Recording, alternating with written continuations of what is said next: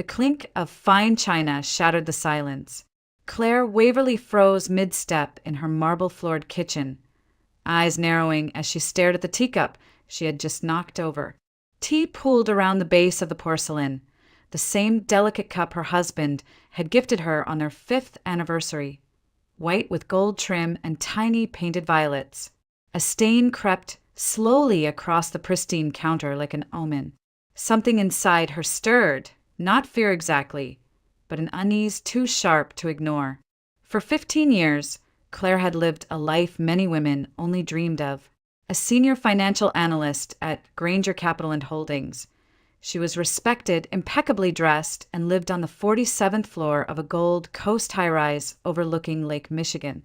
Her days were filled with quarterly reports and investor meetings. Her evenings with private chef dinners and fine jazz echoing through penthouse walls. And then there was Nathaniel, her husband, her constant, or so she thought. Nathaniel Caldwell was the type of man who turned heads in boardrooms and restaurants alike. At 45, his early silvering temples only made him more distinguished. Owner of a renowned restaurant group, he was charismatic, charming, and effortlessly in control. To everyone watching, they were a perfect pair. A power couple built on mutual respect and shared ambition. But lately, Claire had begun to feel the seams of that perfection fraying. It wasn't the late nights that bothered her at first. Nate had always worked hard. Building Caldwell dining concepts from scratch demanded it. But it was the smell that lingered on his shirt collars, perfume, faint and floral, not hers. Then came the forgetfulness, waking up foggy, her head pounding, with no recollection of falling asleep. She brushed it off for weeks, attributing it to stress. Until last Tuesday, they had finished dinner, sea base with a lemon beurre blanc Nate had brought home from his flagship restaurant. He poured her tea, just like every night. Claire sipped slowly while he scrolled through his phone, murmuring something about weekend reservations. Within 15 minutes, her limbs turned leaden. Her eyes closed before she even reached the bedroom. The next morning, she found herself on top of the covers, fully clothed, the TV still flickering in the background. The cup on the nightstand was empty. Nate already gone. Claire rubbed her temple at the memory. Something wasn't right. Not with her, not with him, not with any of it. It wasn't until today, when she returned home earlier than expected, that the foundation cracked. A canceled afternoon meeting had given her a rare free hour. She decided to surprise Nate, but the surprise had been hers. The elevator hummed to a stop on their floor. Claire stepped out, heels silent on polished wood, key card ready. But as she reached the door, she hesitated. Voices low, firm, from inside. She froze. I told you, she won't suspect anything. The tea knocks her out for at least 4 hours. Nate's voice. Confident. Cold. Claire's breath caught in her throat. She moved away from the door, quietly, heart hammering in her chest. For years, she had believed in their love story. The meet-cute at a charity fundraiser. The whirlwind romance. The glamorous wedding in Napa. The long nights building their respective empires side by side. But now, those memories shimmered like oil on water. Beautiful, but impossible to hold. What had she missed? What had he hidden behind those gray eyes and patient smiles? She didn't burst in, didn't confront, didn't scream. Instead, she slipped her shoes off, tiptoed down the hall and into the bedroom, changed into her silk blouse and dark jeans, applied a touch of lip gloss. Then, calmly and deliberately, she walked out to the living room. Nate, I'm home early, she called, voice light, breezy. He appeared a second later, phone still in hand. His smile was wide, but Claire saw the flicker behind it. A muscle in his jaw twitched. You're home early, he echoed. Everything okay? Michael canceled the quarterly meeting, she replied smoothly. Thought I'd reward myself with a few hours of normalcy. Tea then? He offered, already turning toward the kitchen. Perfect, Claire said. Her voice didn't waver, but her hands tightened at her sides. She watched him as he brewed the tea. Every movement was practiced. Calm. Precise. He reached for her favorite cup, violet trimmed. Familiar. Then came the final touch. A packet, barely larger than a sugar sachet, pulled from his inner suit pocket. He poured it into her cup like it was nothing. Claire's stomach turned, her worst suspicion confirmed. She stepped closer to the counter, smiled faintly. Is that the new herbal blend you mentioned? He nodded. Chamomile with lemon balm. Should help you unwind. Claire took the cup from his hand. The porcelain felt hot, too hot, or maybe that was just her pulse. What are you doing to me, Nate? She sipped nothing, just held the cup near her lips, and as she walked to the couch, sat down and chatted lightly about inconsequential things, the weather, the neighbor's dog, a new Italian restaurant she wanted to try. She watched him watching her. His eyes kept flicking back to the cup in her hand. After a few minutes, Claire feigned a yawn. I forgot. I need to call Madeline. We were supposed to go over that lease agreement for the new expansion. Nate gave a dismissive wave. Of course. Go ahead. Claire walked to the bedroom, closed the door, and locked it. The calm vanished the second she hit call. Madeline. It's Claire. I need your help. No, don't ask. Meet me at Old Town Brewhouse tomorrow. Noon. And don't tell anyone we talked. She hung up, breath shaky. The irony stung. She had just called the one person she thought she could trust. But she couldn't afford to doubt herself now. Something was happening. Something dark. And she wasn't about to fall asleep again until she knew exactly what. Claire lay perfectly still, the soft sheets around her undisturbed. Through the cracked door, she watched Nathaniel move around the kitchen with a casualness that made her skin crawl. He hummed to himself as he scrolled through his phone, poured himself a glass of wine, and settled into the couch. The television flickered, casting shadows across the walls. But he wasn't watching the screen. He was waiting. She held her breath as he lifted the phone again and dialed. She's out, he said softly. Yeah, bring the file. I want to go over it before the final signatures. She won't wake up until morning. Claire's fingers dug into the mattress. Not only was he drugging her, he was planning something behind her back. Something big. And she wasn't supposed to know. She was supposed to sleep through it, oblivious like a fool. But not tonight. The next morning, Claire stood at the bathroom mirror, her reflection carefully arranged. No puffiness under the eyes, no visible tension in the jaw, just poise, elegance, a woman who had it all together. Nate leaned against the doorframe, a towel slung over his shoulder. Sleep okay? He asked casually. She turned to him, lips curving into a soft smile. Better than I have in weeks. He grinned, clearly pleased. See? Told you, that tea was magic. Claire walked past him, heels clicking deliberately across the floor. You really do take care of me, she said over her shoulder, and felt her stomach twist at the truth behind the lie. At work, Claire buried herself in data and projections, but her mind kept drifting. She began noticing things she had ignored before. How Nate always insisted on preparing her tea. How he subtly steered her away from late-night work. How her memories from certain evenings had gaps, missing chunks of time she couldn't explain. And the perfume, that floral trace he never quite managed to wash out of his shirts. It wasn't hers. It never had been. She started keeping a diary. A simple leather-bound notebook she tucked into her desk drawer. Each entry detailed her symptoms. When she drank the tea, how long it took before sleep overtook her, what time she woke up, and how she felt. After just 4 days, the pattern was undeniable. Then came the email. It was meant to be a routine meeting invite, a quarterly review with Michael Granger. But then, without warning, he canceled it just 2 hours before the meeting. Personal reasons, his assistant had said. No explanation. No reschedule. Just canceled. Claire's instincts flared. Michael was meticulous. If he canceled, it meant something was wrong. She decided to go home early, check on him, maybe send flowers. But deep down, She knew she was looking for something else. She arrived just before sunset. The sky over Lake Michigan was streaked with orange and indigo. Her penthouse glowed softly in the golden hour light.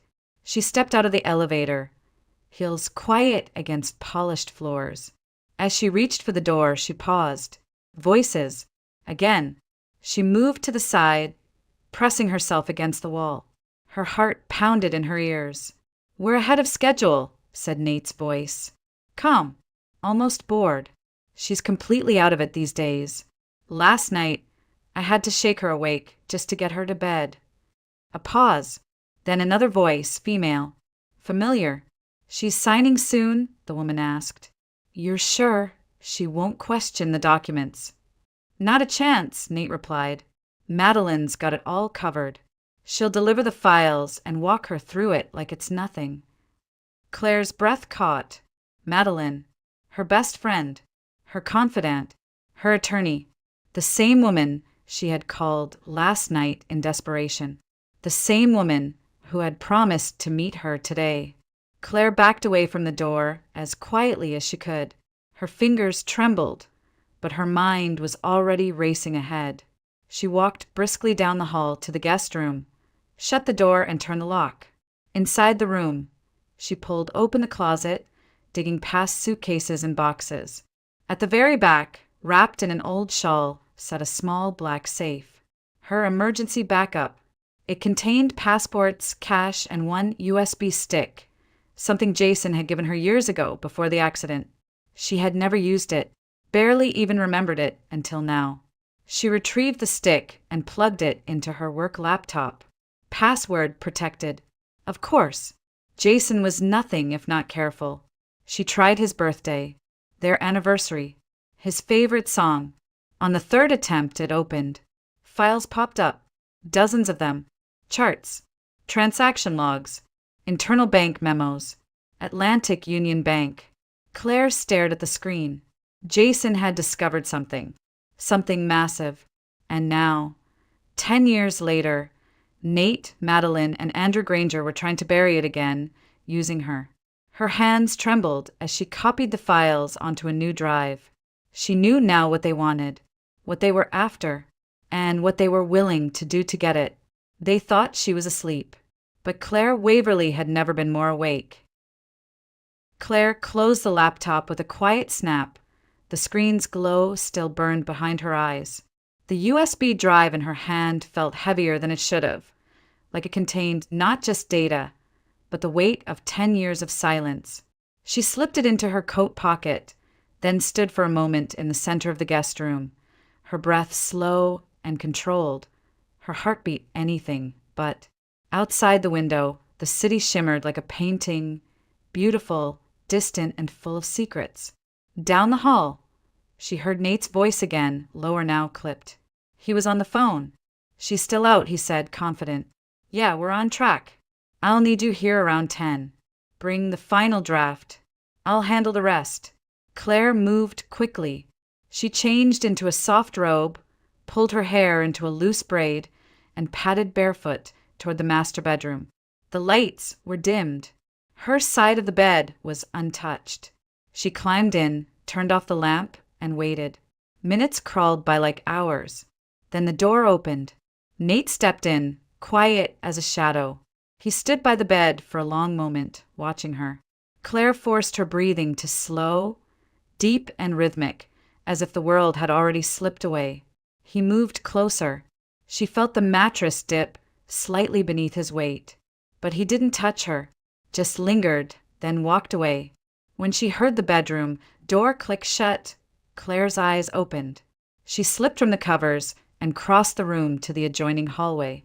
The guest room was just a few feet away, but she didn't go back in.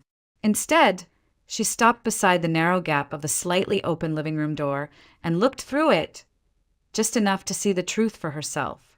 Nate stood at the kitchen counter, flipping through a folder.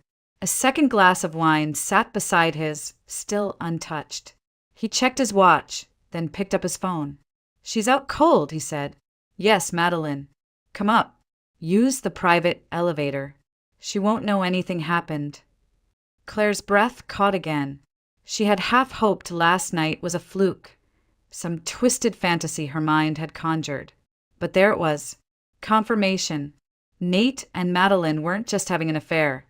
They were plotting something deeper, uglier, and far more dangerous.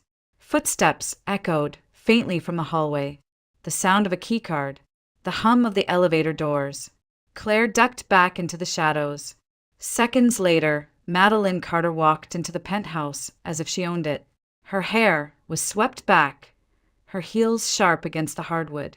In one hand, she held a slim portfolio. In the other, a bottle of red wine. "You're sure she's asleep?" she asked, setting the bottle down. "Positive," Nate said, not looking up. "Same dosage as always." Madeline relaxed. She slipped off her coat, revealing the silk camisole underneath, then stepped closer to him. "I hate this game," she murmured. "Every time we meet like this, I feel like I'm 20 all over again, hiding, sneaking, waiting for your call." Nate chuckled, low and bitter. "It's almost over." She leaned in, resting her hands on his chest. "Then say it again. Say we'll leave when the deal's done." He looked at her, his voice suddenly colder. "When she signs the papers, when the money hits the shell accounts, then we're gone." Claire watched them kiss. A long, practiced kiss. The kind people fall into when there's no guilt left, or at least none they're willing to admit. Madeline pulled back. And her? What happens to Claire? Nate turned away, years of partnership, of trust, of love. And Madeline? They'd known each other since law school. She was there after Jason died. She held Claire's hand at the funeral. And now she was helping to destroy her. Claire didn't cry. She didn't scream. Instead, she walked silently back to the master bedroom, slipped beneath the covers and closed her eyes. But she didn't sleep. She planned. They thought she was a passive woman, a polite one, the kind who nodded, signed what was handed to her, smiled when told to. But they had forgotten who she truly was. Claire Waverly hadn't built her career by being soft. She'd clawed her way up from nothing, survived heartbreak, weathered tragedy. She had fire beneath the polish. And now she had motive. She reached beneath the bed and pulled out her old leather notebook, the one she hadn't touched in years. She flipped to a blank page and began writing. Names, dates, connections, every thread of the web they'd spun. She would unravel it. And when she was finished, she wouldn't just walk away. She would burn it all down. Madeline Carter kissed Nathaniel, Caldwell, like she'd been doing it her whole life. There was no hesitation, no guilt, just the quiet rhythm of two people who had rehearsed their betrayal so thoroughly that it had become second nature. Claire watched from the darkness beyond the bedroom hallway, her fingers digging into the doorframe until her knuckles turned white. The sound of their laughter, soft, low, intimate, twisted through her like a blade. She had once believed in loyalty, in bonds forged through pain, through shared memories, through long nights of whispered secrets and wine-stained laughter. Madeline had been her maid of honor, her emergency contact, her person, and now her enemy. "You said the money will come through by Friday?" Madeline asked, straightening the hem of her silk blouse as she sat on the couch beside Nate. "Yes," he said, pulling out a thin folder from the drawer under the coffee table. "The signatures are the last step. Claire won't suspect a thing. She trusts you." Madeline smiled bitterly. "She used to." "She still does," Nate said without missing a beat. "That's why you're here. That's why this works. You're the face she never questions." Madeline's gaze flickered toward the hallway, just for a moment. Claire held her breath, retreating one slow step at a time until the door clicked shut behind her.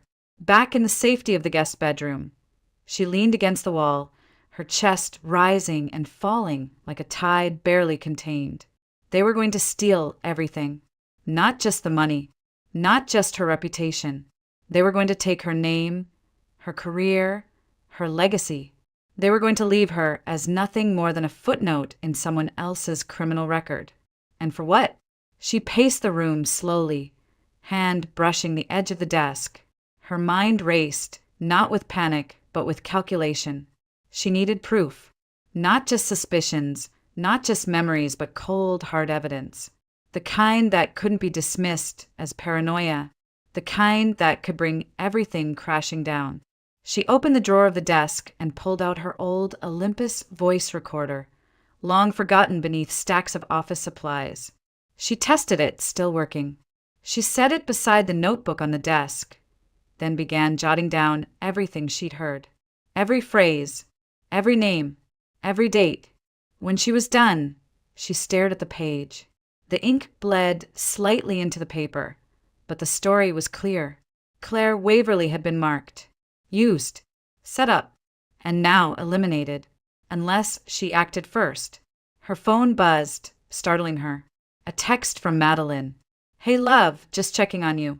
Don't forget our coffee tomorrow.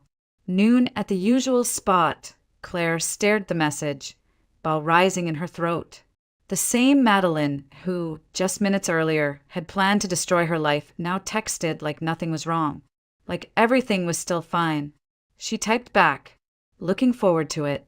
"Thanks for always being there." Send. Let the game begin. The next morning, Claire woke before sunrise. Nate was still asleep, his arm draped across her waist like a weight. She slipped out from under it without a sound, showered, dressed, and made herself coffee. Real coffee, not tea. Never tea again. At the office, she breezed through her meetings, smiling, nodding, playing her part. The calm professional, the capable executive. No one suspected that she'd spent the night listening to her husband plot her destruction. She passed Madeline in the hallway around 10. Her friend, no, her former friend, smiled like nothing had changed. "Ready for lunch?" Madeline asked. "Can't wait," Claire replied. At exactly 12 noon, they met at Old Town Brew House, their usual spot. The cafe was cozy, all brick walls and warm lighting, tucked between an antique bookstore and a flower shop. They always sat in the back corner, under the mural of the city skyline. Madeline was already there when Claire arrived, waving her over with manicured fingers and a bright grin. "You look tired," Madeline said, reaching for her latte. "Everything okay?" Claire offered a soft laugh. "I've been having the strangest dreams lately. Can't seem to shake them." Madeline tilted her head, concerned. "Stress dreams?" "Maybe," Claire said, sipping her drink. "Or maybe just a feeling that something's coming." She watched Madeline closely. For a fraction of a second, the lawyer's eyes flickered. Uncertainty, fear, but then she smiled again. "You've always had good instincts," she said. "Maybe you just need a break. A long weekend somewhere. You and Nate deserve it." Claire leaned in slightly. "Speaking of Nate, you've been seeing a lot of him lately, haven't you?" The cup paused halfway to Madeline's lips. "I mean, with the paperwork," Claire added quickly. "The project. Michael's new venture with the bank." Relief washed over Madeline's face, but she covered it well. "Right. Just the usual legal prep." Claire smiled. "Funny, though. I was never looped in on that. And I'm one of the lead analysts." Madeline shrugged, too quickly. "Michael likes to keep things tight. You know how he is." Claire nodded, pretending to accept it, but inside, her certainty only grew. They were hiding something big, and she was going to bring it to light. Jason Rivers had died on a rainy night in late October. Claire remembered the sound more than the sight. The screeching tires, the metal folding in on itself, the distant wail of sirens. The memories had dulled over time, blurred at the edges like an overexposed photograph. But now they came back in vivid detail. The scent of burning rubber, the way her fingers trembled as she dialed 911. The moment she realized he wasn't going to open his eyes again. She had survived that crash with only a fractured wrist and a few broken ribs. But something far deeper had splintered inside her that night, something she had never allowed herself to name. And when Nate appeared weeks later, like a lifeline wrapped in pressed suits and calm words.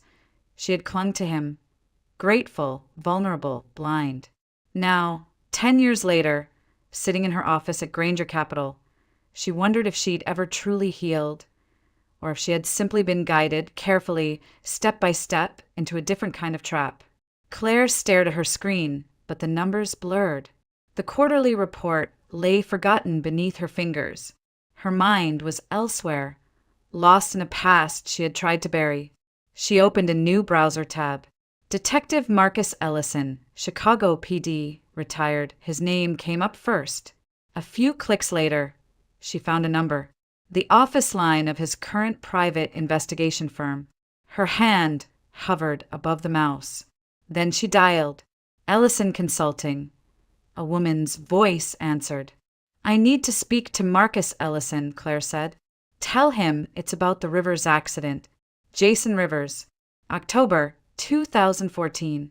Tell him it's Claire Waverly." There was a pause. Then a quiet, "Please hold." A moment later, his voice came on the line, deeper than she remembered. "Steady. Claire. Detective. I know it's been a long time. Too long. And if you're calling about Jason, I'm guessing something's finally caught up with you." Her throat tightened. "I think it never left. I just didn't know what I was looking at until now." They arranged to meet that afternoon at a small cafe near Lincoln Park. Claire arrived early and chose a table by the window, watching leaves scatter across the sidewalk like lost confessions. She sipped black coffee and waited. When Marcus walked in, he hadn't changed much. Maybe a little grayer, maybe a little slower, but his eyes were the same. Focused. Sharp. The kind of eyes that missed nothing. "Claire," he said, sliding into the seat across from her. "I'll admit, I didn't expect to hear from you after all this time." "I didn't expect to be calling," she said quietly. "But things are happening. Things I can't ignore anymore." She told him everything. The drugged tea, the whispered conversations, the flash drive, Madeline, Nate, the documents, and the name she had seen again and again, Atlantic Union Bank. When she finished, Marcus leaned back in his chair, his brow furrowed. "You think it's connected," he said. "I don't know what to think," Claire admitted, "but I keep going back to that night. The accident. Jason was working on something big. He told me he was scared, that someone was watching him, and then he was gone." Marcus nodded slowly. "Back then, it looked like a clean accident. Jason lost control. Slick roads, poor visibility, but something always bothered me. The autopsy was rushed.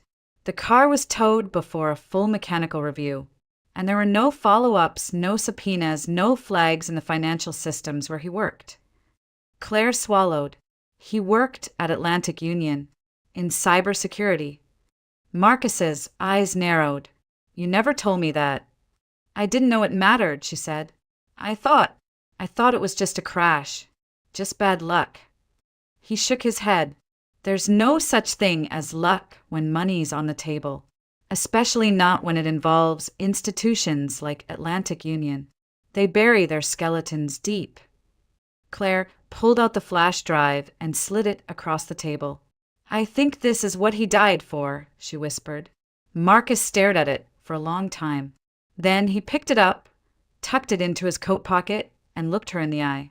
"If they're willing to kill for this," he said, "you need to be very careful, because they're not finished." Claire's voice barely rose above a breath. "I think they're planning to use me, frame me for something." "You don't think," Marcus corrected. "You know. You just need to prove it." Claire nodded. "Can you help me?" "I'll need time," he said, "but I still have friends, still have reach. I'll dig." He stood, reaching for his coffee. "And Claire, don't sign anything. Not until we know exactly what it is." She watched him leave, the flash drive now out of her hands and into his. For the first time in days, she felt a flicker of control return. But it was faint, because the truth was still buried, and the people who had buried it were watching her every move. The email came at 6:14 a.m., just as Claire was buttoning her blouse. Subject: Rivers case initial notes from Marcus Ellison, we need to meet. I found something strange in the original accident file. Evidence was either withheld or intentionally removed. I'll explain in person. Noon. Same cafe. Claire stared at the screen as sunlight spilled across her kitchen counter. Her hand trembled slightly as she closed her laptop. Something had shifted. Something inside the files, something buried, was finally pushing its way to the surface. By noon, she was back at the table near the window at Old Town Brew House. Marcus arrived right on time, a worn leather folder tucked beneath his arm. He looked grimmer than the day before. He sat without greeting, laid the folder between them, and flipped it open. First of all, he began, the post-crash investigation.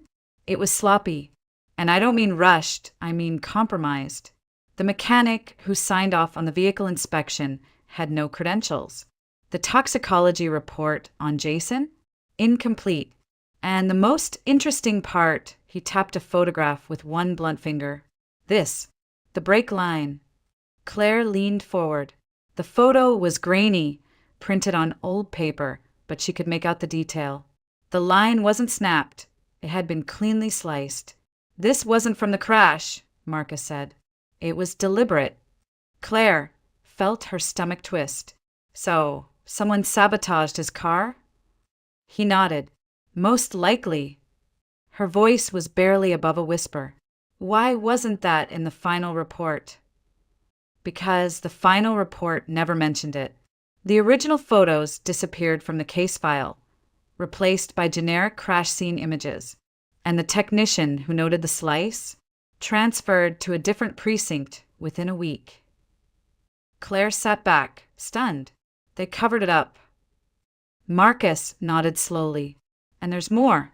You said Jason worked in cybersecurity for Atlantic Union Bank, right? Yes. Well, 2 months before the crash, he filed a private inquiry with the Office of the Comptroller of the Currency. It was flagged, but never followed up on. He suspected internal fraud, specifically an exploit in the bank's transaction masking system. Claire blinked. Masking system? Marcus took a breath. It's a shell layer in the transaction protocol, used to anonymize money movement between accounts. Completely legal in theory, but easily manipulated. If someone knew how to exploit it, they could redirect funds into offshore accounts, cleanly, invisibly. Claire's heart dropped, and Jason found a vulnerability. He believed someone was using it to move large sums out of the country, illegally. She whispered, and he died weeks later. Marcus slid another paper toward her. Here's the kicker. I pulled employment records. Guess who worked at Atlantic Union Bank in the Internal Security Division until 1 month before your fiancé's death?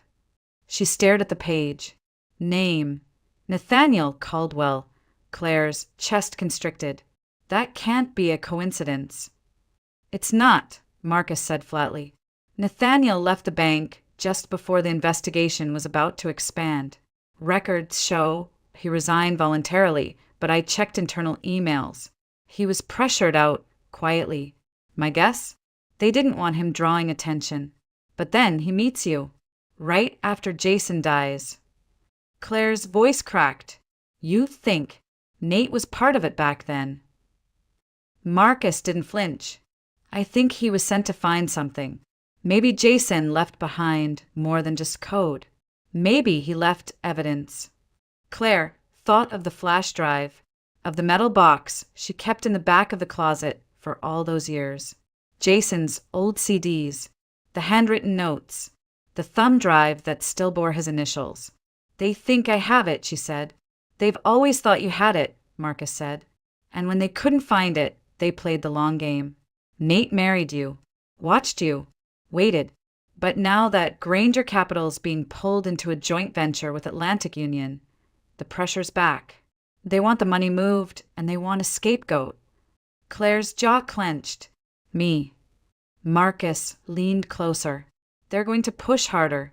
You'll be asked to sign something soon. Documents you won't understand on the surface, because they're designed that way.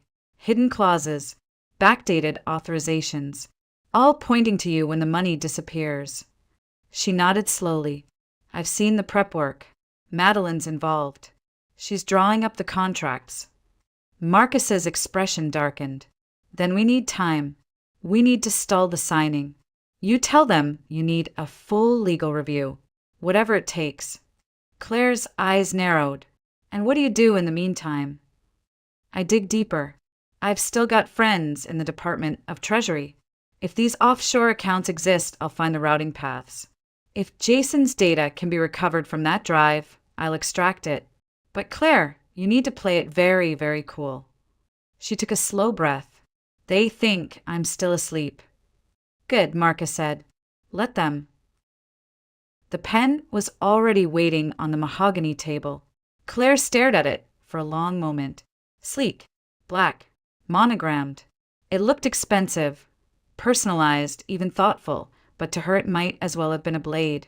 Michael Granger was seated across from her, flanked by Andrew, the bank's representative, and Madeline, poised like a statue in a navy suit. Nate stood behind her chair, silent, unreadable. Just the final review, Michael said, pushing the papers forward. The merger terms are clean.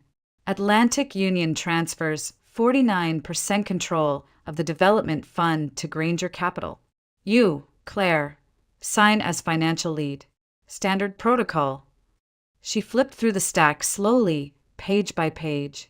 Dozens of paragraphs. Footnotes. Hidden appendices. She recognized the structure. Language designed to lull. To distract. She was meant to sign blindly. Madeline leaned in with a soft smile. I had the legal team comb through everything. You'll see notes in the margins where needed. Nothing out of the ordinary. Claire looked at her old friend, her betrayer, with a mask of polite curiosity. I appreciate that, Maddie, though I think I'll have outside counsel do a second pass. A ripple moved through the room, just barely. Andrew shifted in his seat. Michael's smile faltered. Nate's hand, resting lightly on the chair, tightened. There's some urgency to this, Michael said more firmly. Atlantic Union wants to lock terms by end of week. I understand, Claire replied, but given the size of the fund, I want every detail airtight. One wrong clause, and it's my signature on the fire. Andrew coughed politely. If I may, we've already begun disbursement arrangements with foreign branches. Timing is sensitive.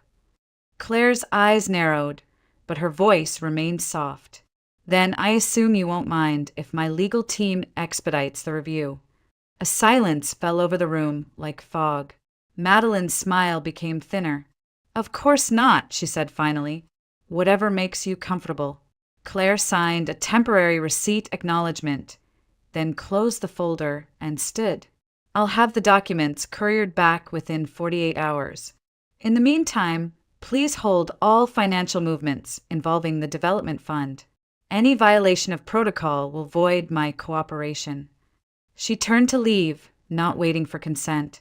As the elevator doors slid shut behind her, her breath escaped in a sharp exhale.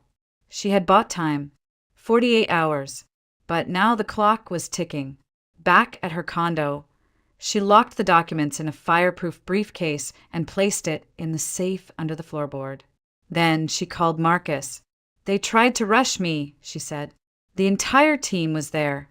Madeline, Michael, a rep from Atlantic Union. The language was clean on the surface, but I saw it. A subclause on page 37. It authorized backdated transfers. No signatures required once approved. Marcus swore under his breath. That's the trigger mechanism. It means they've already queued the money. Your signature just opens the gate. I didn't sign. Good, he said. I just got off the phone with a contact from Treasury. The accounts Jason flagged, they're active again. Small bursts of activity, moving through shell firms in the Caymans, Latvia, and Macau. Claire felt a chill, and they think I'm the funnel. You're listed as the legal signatory for the new offshore portfolio.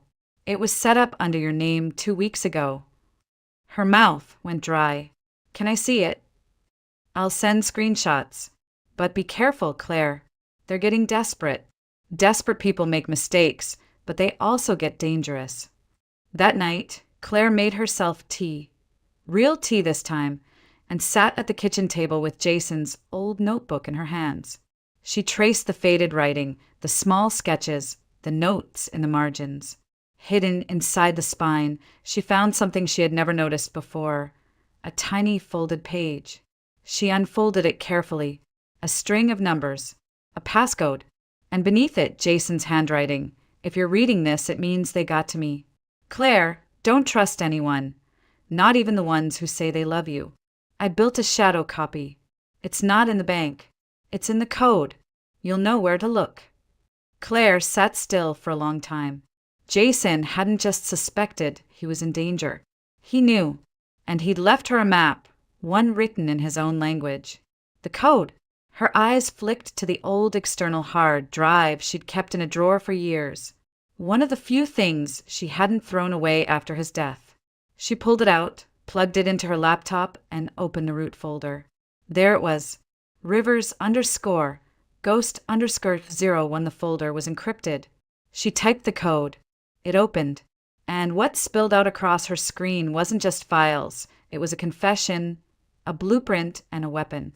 Jason had logged every transaction, every redirect, every manipulation of the masking system. He had traced the path of over $190 million across 12 shell corporations, all tied to executives at Atlantic Union, including Nathaniel Caldwell. Claire's hands trembled. She wasn't just a scapegoat. She was the last loose thread, and they were coming for her. The front door wasn't locked.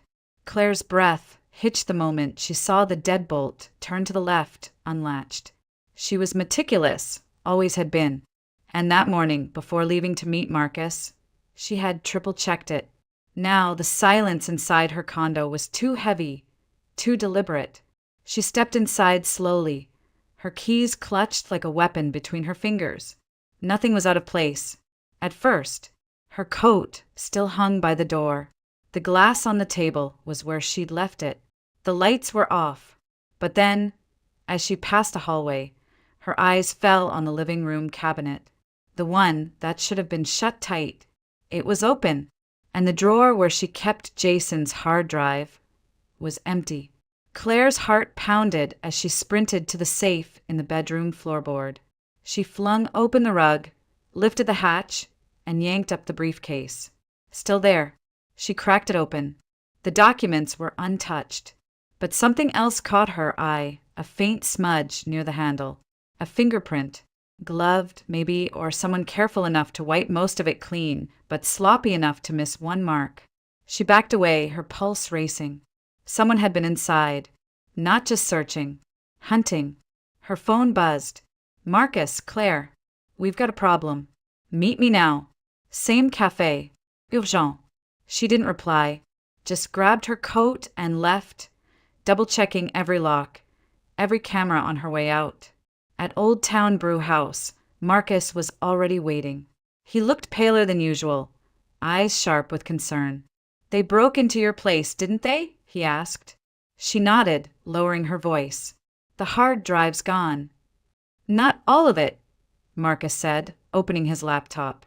Remember the forensic shadow we made last night? I backed it up onto a secure cloud server. Password protected. Double encrypted. We still have access. Claire exhaled, relief flooding her. Did you find anything new? He turned the screen to face her. The funds, Jason tracked them further than we thought. Not just corporate embezzlement. This is political. Offshore accounts tied to super PACs, front organizations, private real estate deals in the Bahamas and London. But here's what matters. Nate's name appears in at least 4 transfers. Her eyes hardened. Enough to implicate him? Marcus nodded. Enough to bury him. But we can't go public yet.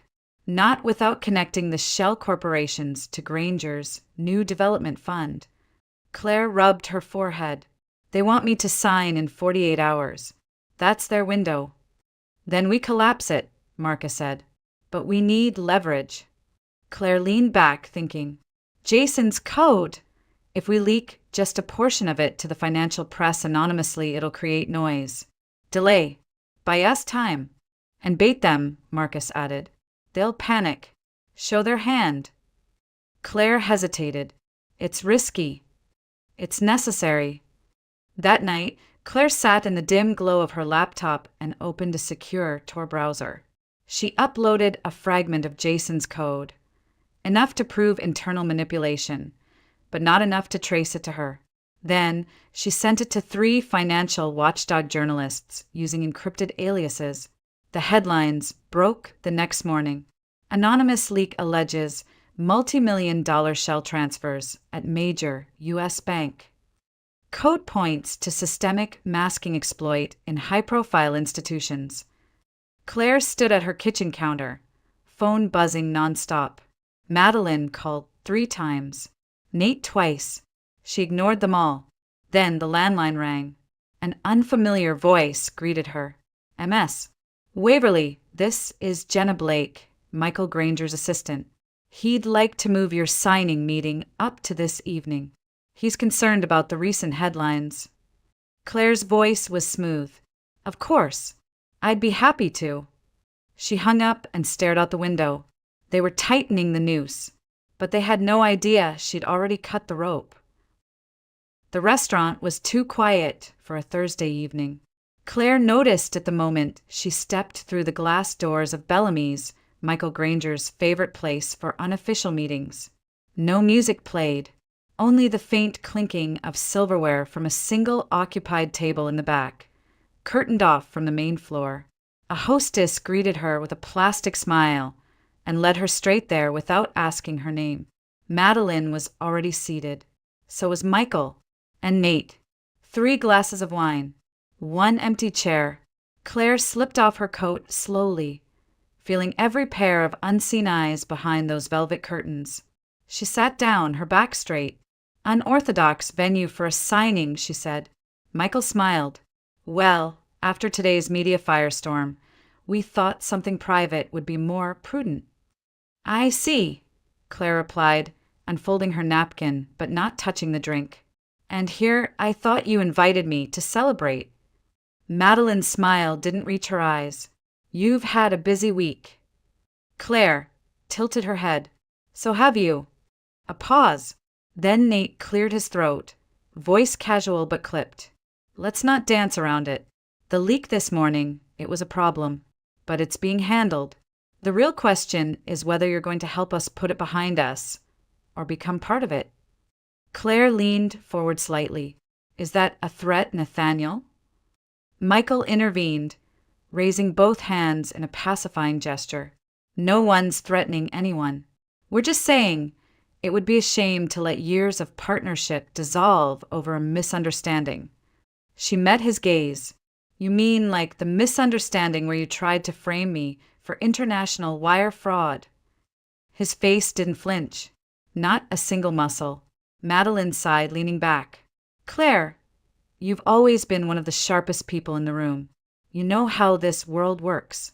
Sometimes deals are made in the gray, but they benefit everyone in the end. You sign the papers and everything stays quiet. No one gets hurt. Not your reputation. Not your clients. Claire let the silence breathe. Then she said very softly, Did Jason know how the world works? That landed. Nate's jaw tightened. Michael looked away. And Madeline, for the first time, lost her cool. Don't bring him into this. He's already in it, Claire said, her voice like steel. He died because of this. Because he was one step away from exposing it. And now you're here, asking me to play the same role. The silent partner. The disposable pawn. Michael stood up. This conversation is over. You'll have the final draft by midnight. We expect your signature by morning. If not, he paused. Well, let's not make threats. Claire rose with him. Don't bother sending it. Excuse me. She turned to leave, then looked over her shoulder. I already sent the full archive to Treasury Investigations. If you hurry, You might still have time to delete your offshore traces, but I wouldn't count on it. Madeline's face paled. Nate lunged forward, grabbing her wrist. You did what? She pulled her arm free with surprising force. You should have known, Nate. I was never asleep. I was watching, listening, and now, I'm done. She walked out before they could follow. Outside, the air was sharp with autumn. Her breath came in clouds as she made her way to the waiting car where Marcus sat behind the wheel, engine running. You dropped the match, he asked. She nodded. And the gas? He smiled grimly. Then stand back. It's about to burn. As they pulled away from the curb, Claire looked back at the glowing lights of Bellamy's, now dimmed in the rearview mirror. Somewhere inside, the Empire was starting to tremble. At 5:42 a.m., 3 unmarked black vehicles pulled into the underground garage of Granger Capital's downtown tower. No sirens, no announcements, just quiet precision. 12 federal agents stepped out, vests under their coats, sealed warrants in hand. Claire stood by her window, 33 floors up, watching it all unfold like a silent film. She didn't smile. Not yet, but something inside her exhaled. She had barely slept. After leaving Bellamy's, she and Marcus worked until 3 a.m., assembling a final encrypted packet for the Financial Crimes Enforcement Network. The full data tree Jason had built, names, wire paths, digital fingerprints, merged with Marcus's investigation logs. At 3:12 a.m., Claire pressed send. At 4:17, the first call came in from a federal case handler confirming receipt and action. And now, just before sunrise, the building that once owned her breath and bones was being dismantled from the inside. Marcus joined her at the window, coffee in hand. You okay? She nodded slowly. I thought I'd feel triumphant, but... She watched a man in a gray suit, Andrew, the Atlantic Union rep, being quietly escorted out in cuffs. I just feel finished. You're not, Marcus said. You're just free. Down below, 2 agents emerged with sealed boxes, hard drives, folders, laptops. The digital life of Granger Capital laid bare. Then came Madeline. She looked furious, not broken, not frightened, just enraged. Her heels clicked violently on the concrete as she argued with one of the agents, jabbing a manicured finger in the air. They didn't flinch. She was led away in silence. She's not going down easy, Claire said. No, but she's going down. At 6:15, Claire's phone lit up. Unknown number. She hesitated, then answered. A voice she hadn't heard since law school filled her ear. Confident. Calm. Claire? It's Special Agent Valerie Knox. I'm heading up the Atlantic Union Task Force. We've reviewed your submission. I wanted to personally say, you saved us 6 months of digging. Claire's fingers tightened around the phone. What happens next? There'll be indictments. Possibly even Senate hearings. Granger Capital's accounts are frozen. Atlantic Union's leadership will face federal questioning. As for Nathaniel Caldwell, we have a detain-on-site order. But he's missing. Claire froze. Missing. His phone went offline at 3:47 a.m. Cameras at his condo show him leaving with a duffel bag. No flight records. No credit card pings. Claire's voice was low. He knows it's over. We'll find him. Just stay alert. And Claire, we'll need your official statement later today. Under protection. She agreed and hung up, heart thudding with a different kind of fear now. He's running, she told Marcus. Nate's gone. Marcus took a sip of his coffee. Desperate men make sloppy decisions. She turned to him. We need to be ready. Later that morning, Claire walked into the Justice Department's regional office, escorted by agents. She gave her testimony in full, clear, unwavering, with timestamps, file hashes, and names. When she left, the room was quieter than it had been before she arrived. Outside, the city looked different. Not just brighter, but cleaner, like something had been scrubbed away. Not just corruption, but fear. She stepped onto the sidewalk, letting the late morning sun hit her face. And for the first time in years, there was no weight on her shoulders, only wind.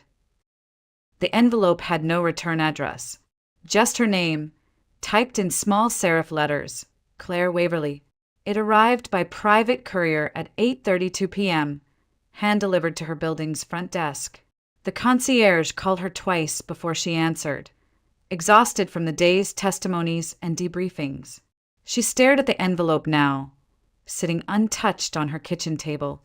Marcus had gone home. The city was quiet. Her world had shifted too many times in too few days, but something about this envelope felt heavier. She opened it carefully. Inside was a single sheet of paper. A note, typed, short, come alone. One last conversation. You owe me that much. 9 p.m., 416, Dorchester Drive. N. Claire's hands trembled. She knew the address. It was where Jason had once taken her for a weekend trip, before everything. Before masks and betrayals and graves. She checked the clock. 8:39. Plenty of time to ignore it. But she didn't. She drove in silence, headlights cutting through the darkness like blades. The road to Dorchester Drive wound past the edge of the city, into the remnants of old farmland, now carved into quiet estates. At the end of the cul-de-sac stood a house barely lit, its porch lamp casting a cone of yellow into the misty night. She parked and got out, every sense taut sharp. The gravel crunched beneath her boots. She rang once. The door opened almost immediately. Nate. He looked different, unshaven, tired but strangely calm, like a man already standing on the edge of something he couldn't step back from. I wasn't sure you'd come, he said. Claire didn't answer, just stepped inside. The place was furnished sparsely. A couch, a table, no pictures on the walls, no signs of life, just a laptop on the counter, a burner phone on the table, and a duffel bag by the door. He gestured to a chair. Seat? She remained standing. Nate sighed. I didn't kill Jason. Claire flinched, not at the words, but at the way he said them. Too direct, too rehearsed. I never meant for him to die, he continued. But I knew. I knew what they were planning. I didn't stop it. Claire's voice was a whisper. You married me knowing everything. I married you thinking I could keep you safe, he said. That if I was close enough, I could protect you from the fallout. She laughed once, cold and sharp. You protected the code. That's all you cared about. He didn't argue. I wasn't always like this, Nate said quietly. But when you work in a system that rewards silence, eventually silence becomes survival. She looked at him then, not the man she once loved, but the one who watched her grieve alone for a death he could have prevented. You had choices, she said. I did, he agreed, and I made all the wrong ones. She turned to leave, but his voice stopped her. There's one last thing, he said. Something I never told them. Something only I know. Claire hesitated. Nate walked to the table, opened the laptop and played a file. Jason's voice. Clear. Unbroken.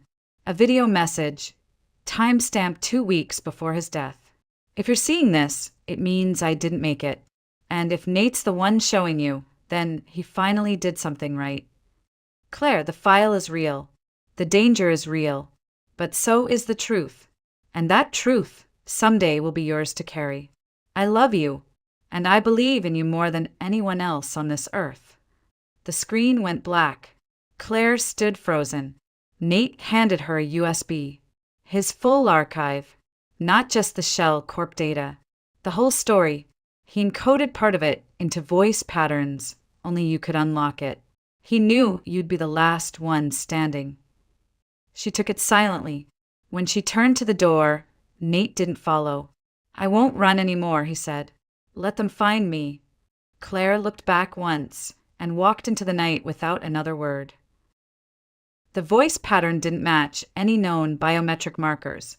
That was the first thing the Treasury's tech forensics team confirmed when Claire handed them the USB the next morning. The encryption Jason had built wasn't just advanced, it was experimental. Hidden in layers of audio resonance, the passcode had to be spoken aloud by one person only, Claire. She sat alone in a cold government lab as the lead technician placed a mic before her. "Whenever you're ready," he said. Claire looked at the waveform on the screen, a pulsing line waiting to recognize her breath, her cadence, her tone. She took a breath, closed her eyes, and spoke. "My name is Claire Waverly. Jason, I'm here." There was a pause. Then the waveform pulsed, and the files began to unravel. First came the raw logs. Years of internal memos, bank drafts, client notes. Then the metadata structures, cross-referencing foreign entity owners with anonymous donations to political campaigns. And finally, a folder simply labeled Room 0. Inside was everything Jason had ever discovered. Every whistleblower silenced. Every backdoor deal. Every offshore payment routed through shadow firms created by a single, untraceable algorithm. Written by Madeleine Kane. Claire felt the room tilt around her. She had known about the corruption. She had seen the shell corporations. But she hadn't known it ran this deep. Jason hadn't just uncovered financial fraud.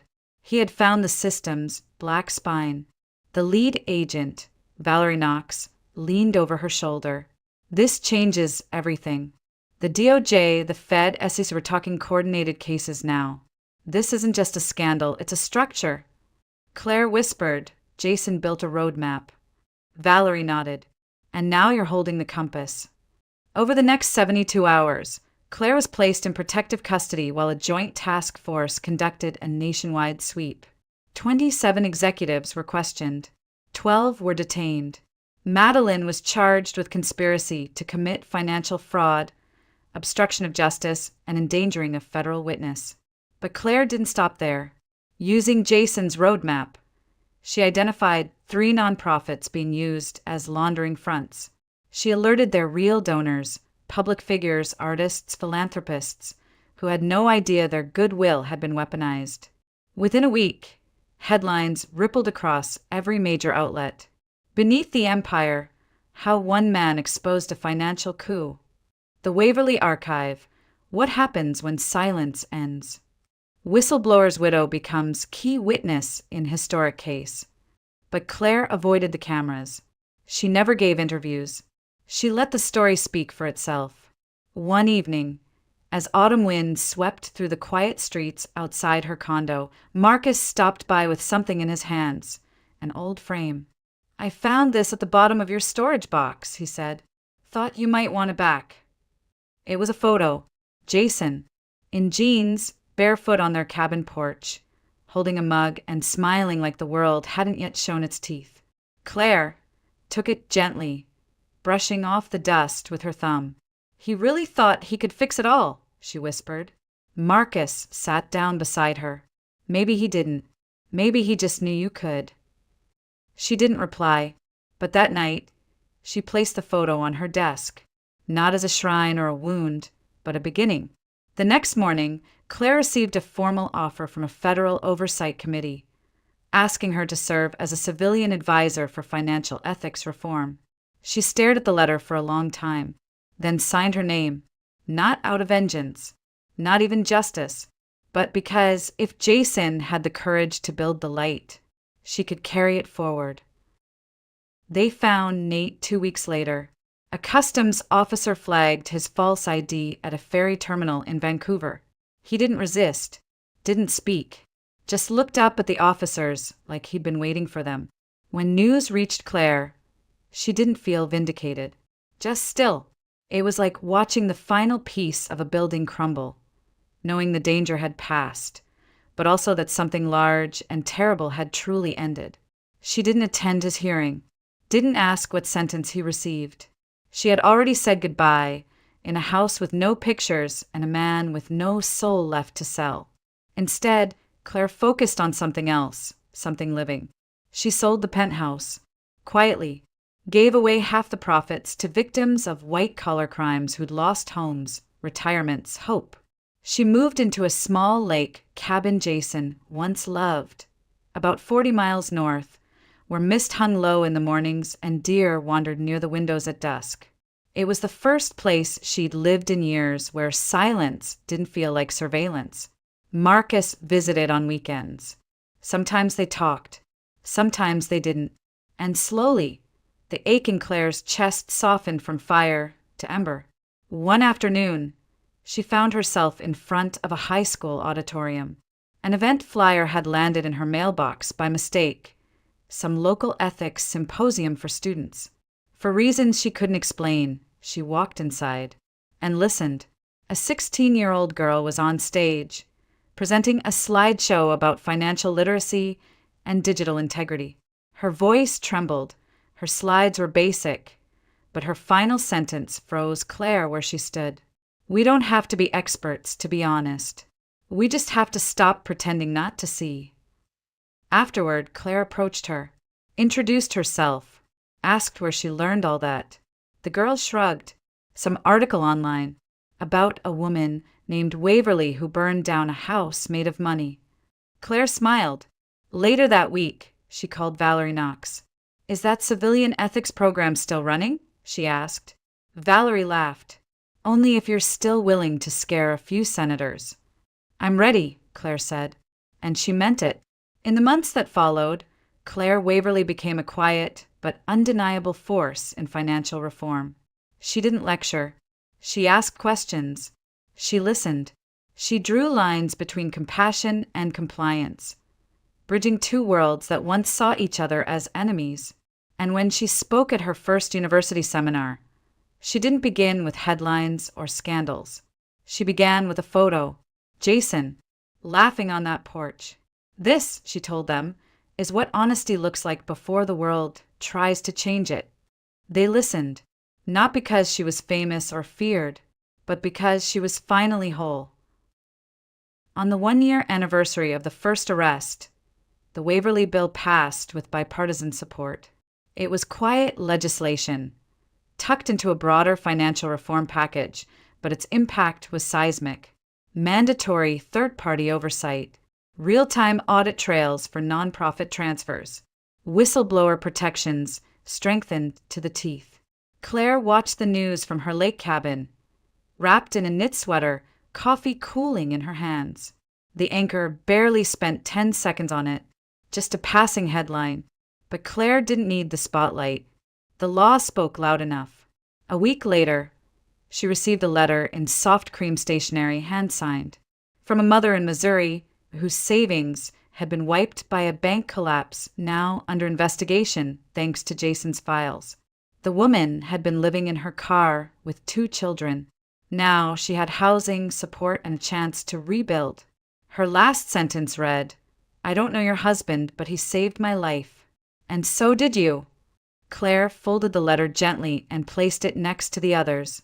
There were many now, stacked neatly in a cedar box Jason had carved himself years ago. Letters from strangers who weren't statistics anymore. She walked outside into the chilled morning air. The lake shimmered. The trees whispered. Somewhere in the fog, a loon called. And for the first time in years, she didn't feel like she was looking for something. She felt found. That evening, she met Marcus at a small local fundraiser. They sat in the back, anonymous amid the clinking of glasses and soft laughter. A woman took the stage to speak about transparency in government. And as Claire listened, she realized something unexpected. Her story, Jason's story, wasn't theirs anymore. It belonged to everyone who had ever been lied to. Everyone who had ever been told to sit down, shut up, and trust the system. Everyone who had lost someone and chosen to build, not burn. Marcus leaned over. "You okay?" Claire nodded slowly. "I think I'm finally home. Not in a place, not in a house, but in a life." After the event, they drove back to the cabin. The stars were clear. No city haze, just constellations mapped in silence. Claire stood on the porch for a while, looking up, her breath visible in the cold air. Then, softly, she said it out loud. "Thank you, Jason. Not for the data, not for the revenge, but for the truth, and the chance to choose what came next."